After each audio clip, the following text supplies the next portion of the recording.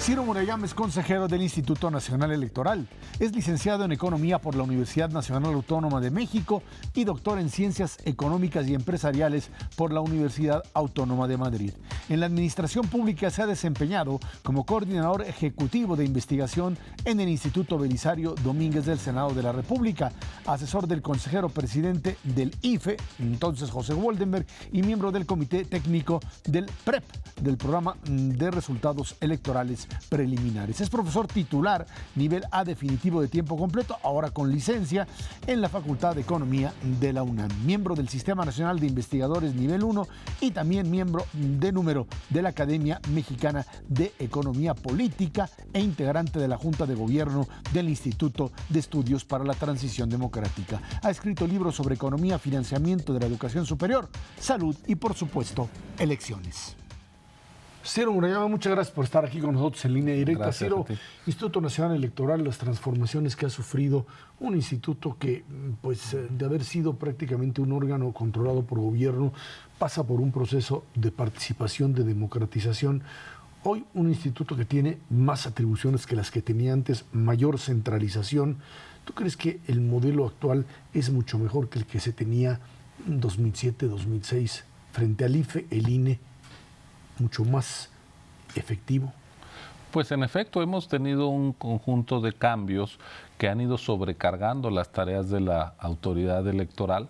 Últimamente hubo una reforma en materia laboral donde meten al INE a uno de los comités. La verdad es que nosotros no estamos especializados en temas laborales, pero eso te muestra cómo a veces la producción legislativa no tiene el suficiente cuidado de mantener a las distintas instituciones y sus atribuciones en su campo de atención. El INE es una autoridad, si la comparamos con las del resto del mundo, que tiene más tareas que el grueso de las autoridades electorales. Por ejemplo, mientras en otros países el censo electoral no depende de la autoridad, en nuestro caso sí, el padrón, y esa ha sido además una de las anclas, de las bases sobre las que fue posible construir la democratización de México, porque todavía hace 30 años ni siquiera había claridad en que los ciudadanos estuvieran debidamente registrados en el padrón electoral. Hoy sí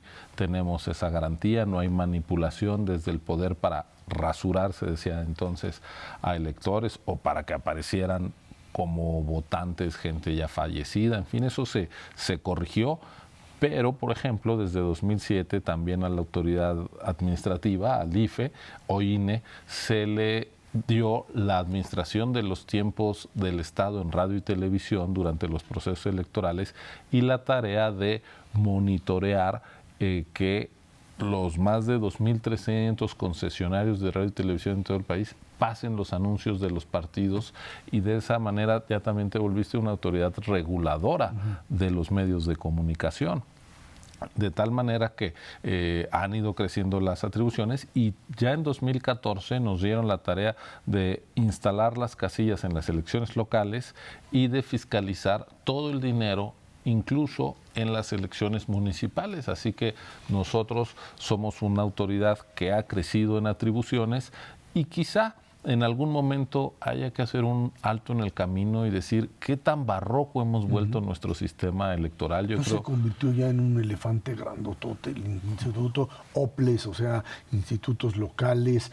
El tema electoral, dicen, es muy caro, hay que bajarlo, pero por otro lado también sigue habiendo una enorme desconfianza bajo el principio de que, pues, el IFE era, o el INE ahora, la garantía de la credibilidad. ¿Cómo coordinar? Yo creo que estamos justamente en una tensión entre la posibilidad de agilizar nuestra vida electoral, es decir, tenemos una legislación muy barroca, enredada, que da lugar a mucha litigiosidad y a poca comprensión desde fuera en ocasiones, pero al mismo tiempo creo que hay que saber preservar la autonomía de la autoridad electoral, la integridad del padrón y la equidad en las condiciones de la competencia. Ahora lo que hemos escuchado son distintas iniciativas desde el poder, lo cual es una paradoja. Siempre las reformas electorales surgieron como reclamo de las minorías, de las oposiciones, para ensanchar el terreno de juego democrático. Ahora lo que vemos es que desde la bancada del partido en el gobierno se empieza a proponer disminuir las atribuciones de la autoridad o incluso su propia autonomía. Hay una propuesta en la cual quieren que la Cámara de Diputados nombre a nuestros consejos locales, que es de los que dependen los consejos distritales, y de ahí se integran las casillas, es decir, tendríamos una integración politizada y sesgada que significaría un retroceso y una vulneración a la autonomía de la autoridad. Esto de que sea desde la lógica del poder donde se impulsen reformas electorales, pues es un contrasentido a la construcción histórica de la democracia, que es atender a los derechos de las minorías, no beneficiar a quien ya tiene el poder. Sin embargo, se puede bajar el costo de esta democracia, tanto en el tema de financiamiento a partidos como en el propio manejo del INE, ¿no? Mira, nosotros hemos dicho que si tuviéramos la urna electrónica, por ejemplo, nos podríamos ahorrar más de 4.500 millones de pesos por proceso electoral y además llegaríamos a un punto en el que hoy no estamos, y me parece que llama la atención que todavía tengamos una ley que dice que los votos, una vez que se cuentan en las casillas, empiezas a sumarlos el miércoles siguiente, después de la elección. En la mayoría de los países, pues el día de las votaciones te vas a dormir sabiendo quién ganó ya con resultados oficiales. Nosotros tenemos entonces que instrumentar el programa de resultados electorales preliminares para dar información confiable esa misma noche, hacer los conteos rápidos, y luego el miércoles empezamos a contar y luego a recontar y terminamos una semana después. Si tuviéramos la urna electrónica como la tienen países de desarrollo similar al nuestro, como Brasil desde hace más de 20 años, Perú últimamente, y bueno, democracias mucho más pobladas como la India, ¿no? Pues en un rato podríamos transmitir rápidamente la información, ya no habría que estar contando a mano, no habría que ir a recuentos, ahorrarías papel, funcionarios de casilla, etcétera, etcétera. Entonces, sí hay posibilidades técnicas para avanzar hacia un modelo más ágil y más barato.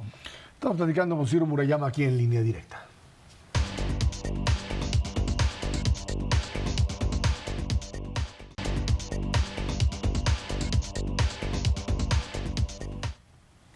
Ciro Murayama, el tema de la democracia representativa se convirtió para nosotros como en algo que era, se decía ya, el fin o la institucionalización de la democracia, y ahí llegábamos. Y de repente aparecen este tipo de demandas de plebiscito, de referéndum, de revocación de mandato. Esto que de repente empieza a manifestarse en algunas ocasiones como un elemento adicional de participación de la ciudadanía, pero en otros como sustitución de la democracia representativa, pone otra vez en tela de juicio el modelo de una democracia institucionalizada. ¿Cómo lo ven ahí en el INE? Bueno, yo creo que la democracia o es representativa o no es democracia.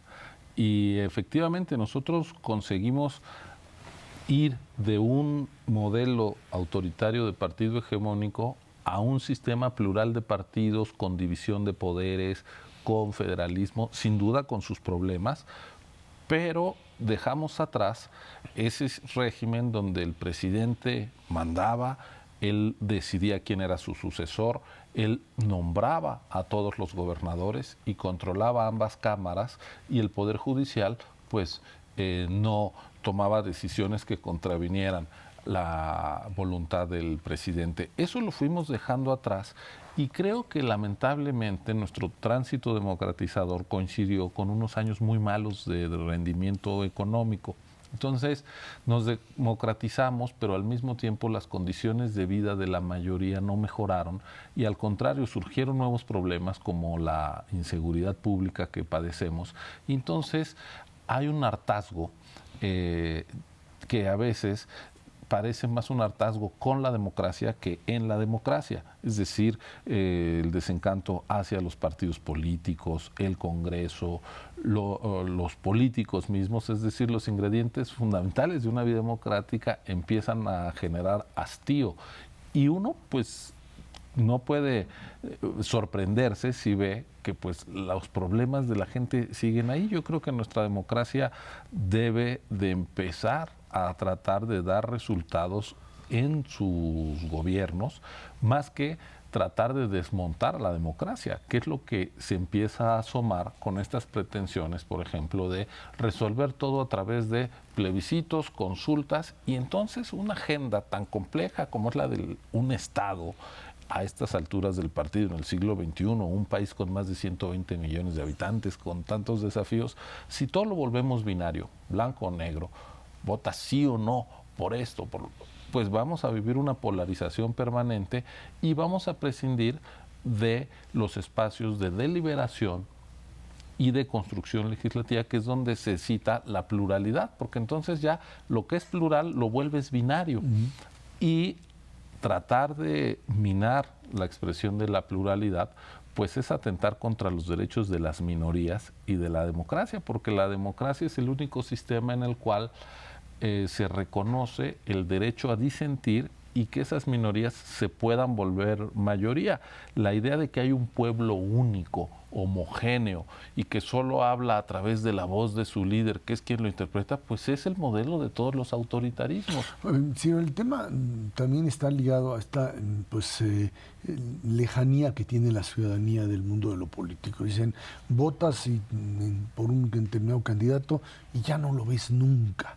O sea, quizá cuando uno ve modelos como el norteamericano, en donde hay una ligazón directa, quizá en otros lugares, modelos parlamentarios, donde hay un vínculo entre el elector y aquel que elige. Aquí este hastío, esta necesidad de elegir en directo, es porque sigue existiendo esta idea de que finalmente los políticos, una vez que uno vota y les da el derecho a decidir, la ciudadanía ya no tiene nada que ver con ellos. Sí, hay un distanciamiento.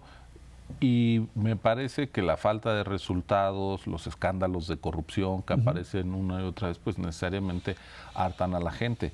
Pero todavía tenemos un capital democrático muy importante y es que la gente sigue yendo a votar. 60 y tantos % fue la última elección, es decir, 2 de cada 3 van, se involucran en la toma de decisiones.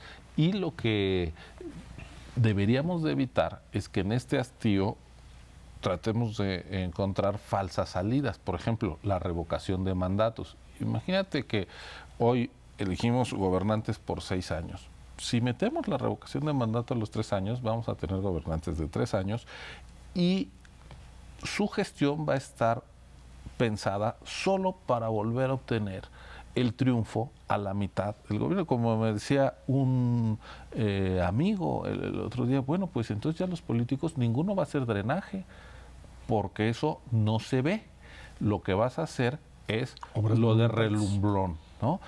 Y bueno, decisiones como subir los impuestos para proteger el medio ambiente, que a veces son impopulares, por ejemplo, que se pague la tenencia, pues nadie va a afrontar esas decisiones que a veces no son populares, pero que son necesarias para mejorar las condiciones de vida del país. Así que yo creo que esta es una puerta falsa que solamente nos llevaría a una vida política más conflictiva, a un vacío de institucionalidad y a elecciones cada vez más frecuentes, porque entonces ya no tenemos las elecciones cada 6 años, sino que tendrías la elección de revocación y si no gana, pues la de sustitución, y así en un circuito permanente de conflicto político.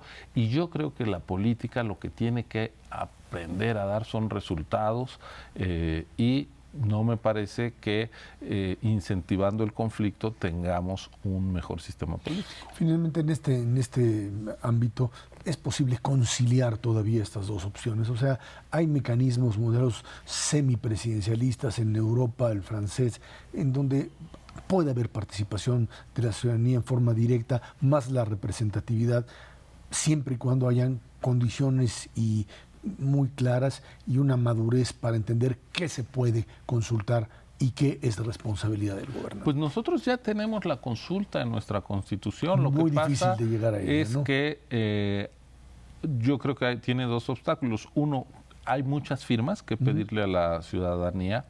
Y dos, no se han hecho las preguntas correctas. Se trató en 2015, hubo 4 iniciativas distintas, pero tenían que ver con temas que la propia Constitución no permite que se sometan a consulta, como es el tema fiscal, tenía que ver con la reforma energética y los efectos que eso tiene sobre la renta petrolera.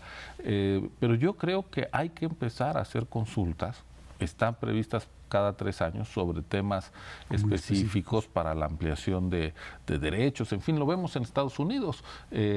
Hay elección y al mismo tiempo referéndums o plebiscitos sobre muchos temas, legalización de la marihuana, en fin, en distintos estados. Yo creo que podríamos avanzar hacia allá. Sí. La idea de retirar a la Corte y de que las consultas puedan ser cada año, a mí me parece peligrosa, porque la Constitución hoy prohíbe que temas de derechos humanos sean sometidos a la votación mayoritaria. Estamos platicando con Ciro Murayama aquí en Línea Directa.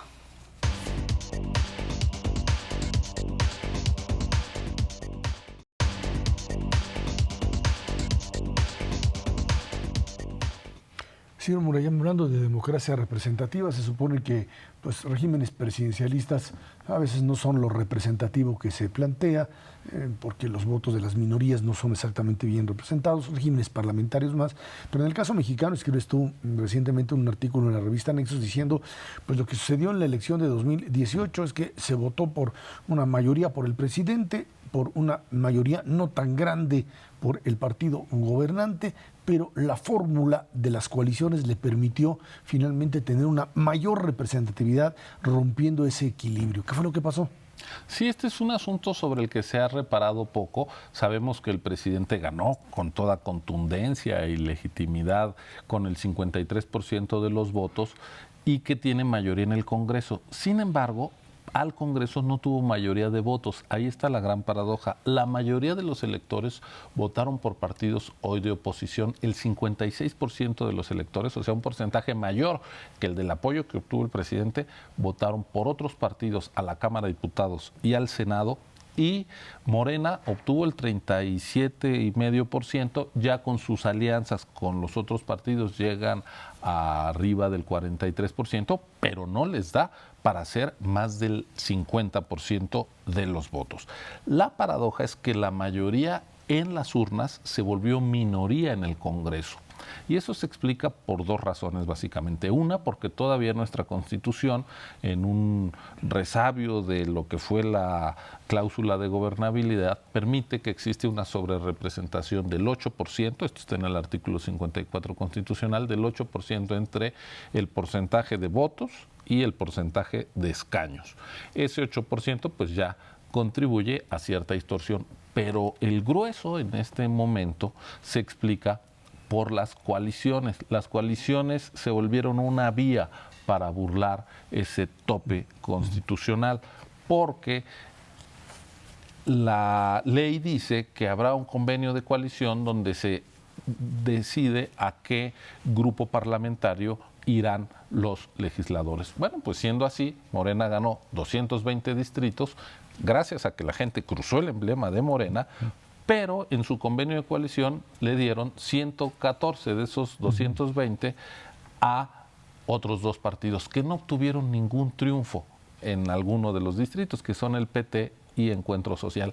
De esta manera, Morena, digamos que se deshizo de 114 legisladores para el reparto de los plurinominales, le tocaron 85 plurinominales, pero en realidad esos 114 sí eran de Morena.